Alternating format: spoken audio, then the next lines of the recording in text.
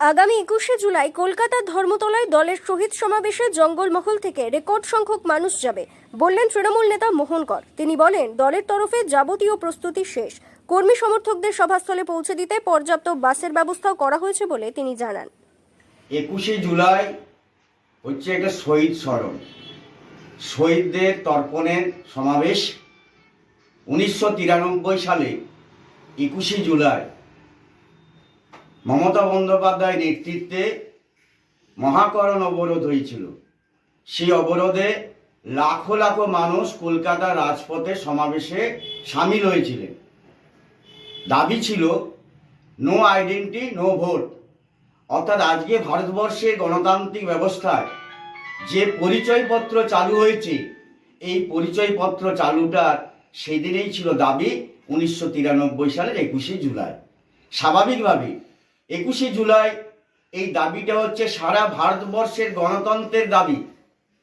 সেই দাবির পরিপ্রেক্ষিতে সেই সমাবেশে তৎকালীন বামফ্রন্টের সরকার বর্বরচিত পুলিশ বাহিনী আমাদের 13 জন কর্মীকে শহীদ করেছিলেন রাজপথে কলকাতার সেই সমাবেশে। 1993 সালের পর থেকে আজ অবধি 21শে জুলাই প্রতি বছর ধর্মতলায় সমাবেশ হয় শহীদদের তর্পণে, শহীদ পরিবারের প্রতি সমবেদনা জানাতে এবং শহীদদের প্রতি শ্রদ্ধা জানাতে। এই শহীদ স্মরণে আপন মরণে রক্ত ঋণ শোধ করো, শহীদ তোমায় ভুলছি না ভুলব না। 21শে জুলাই শহীদ তর্পণের দিন এই জঙ্গলমহল তথা রায়পুর বলুন, রানীমান বলুন, হিড়বান বলুন, খাদরা বলুন, সিমলাপাল বলুন, তালডাংরা বলুন, ইনপুর বলুন, পার্শ্ববর্তী ঝাড়গ্রাম বলুন, পুরুলিয়া বলুন, এইসব জায়গায় আজকে তৃণমূল কংগ্রেসের কর্মীরা হাজারে হাজারে কাতারে কাতারে ধর্মতলার সমাবেশে সামিল হবেন এবং মমতা বন্দ্যোপাধ্যায় বক্তব্য তারা শুনবেন এবং শহীদদের শ্রদ্ধা জানাবেন। আমাদের বাঁকুড়ার সদ্য নির্বাচিত এমপি অরূপ চক্রবর্তীর নেতৃত্বে জঙ্গলমহলে হাজার হাজার তৃণমূল কংগ্রেস কর্মী সেই সমাবেশে যোগদান করবেন। আমরা অরূপ চক্রবর্তীর নির্দেশে সেই দায়িত্ব পালন করছি এবং জঙ্গলমহলের যত সংখ্যক মানুষকে, যত সংখ্যক কর্মীকে কাতারে কাতারে ধর্মতলা সমাবেশে যোগদান করাতে পারি, তাহলে আমাদের সমাবেশ সার্থক হবে এবং এবছর আরও বেশি রেকর্ড ভিড় হবে। এই কারণে যে সারা ভারতবর্ষের সাথে পশ্চিমবাংলায় যে লোকসভা নির্বাচন হয়েছে, সেখানে আমাদের তৃণমূল কংগ্রেসের বিরাট সাফল্য।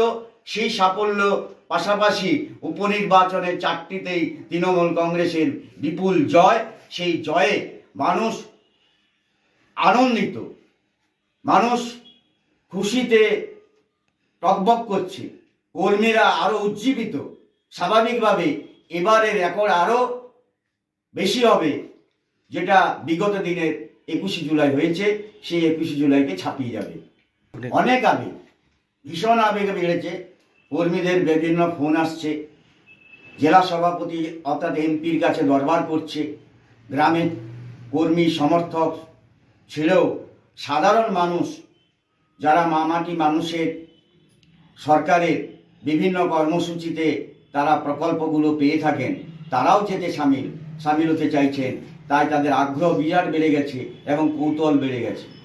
সমস্ত প্রস্তুত সম্পন্ন, প্রত্যেক বুথে বুথে গাড়ি, কর্মীরা গাড়িতে চেপে জঙ্গলমহলের বা ইন্টিরিয়ার বেল্টে, প্রত্যন্ত বেল্টে যেখানে রেলের যোগাযোগ নেই, সেখানে কর্মীরা সবাই কাতারে কাতারে সমাবেশে যোগদান করবেন। ব্যুরো রিপোর্ট, দক্ষিণ বাঁকুড়া দর্পণ, খাতড়া।